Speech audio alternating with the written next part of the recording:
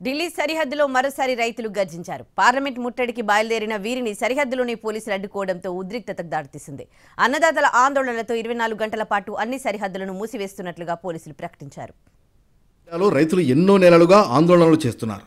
తమ భూముల్ని సేకరించిన అధికారులు వాటికి సరైన విధంగా పరిహారం చెల్లించలేదని ఫైర్ అయ్యారు. డిమాండ్లను నెరవేర్చాలంటూ పార్లమెంట్ వైపు మార్చుకు బయలుదేరారు.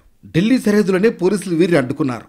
అయినా బ్యారికేడ్లు దాటి దూసుకువెళ్లేందుకు రైతులు ప్రయత్నించడం ఉద్రిక్తతకు దారితీసింది. రైతుల పార్లమెంట్ మార్చుతో ఢిల్లీ సరిహద్దుల దగ్గర భారీగా బలగాలను మోహరించారు. ర్యాపిడ్ యాక్షన్ బృందాలు రంగంలోకి దిగాయి.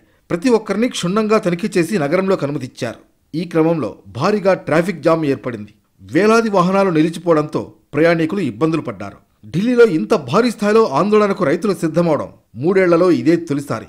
ఈ ఆందోళనల ముసుగులో కొన్ని సంఘ విద్రోహ శక్తులు హింసకు పాల్పడే అవకాశం ఉందని రైతులు అప్రమత్తంగా వ్యవహరించాలని పోలీస్ ఉన్నతాధికారులు హెచ్చరించారు.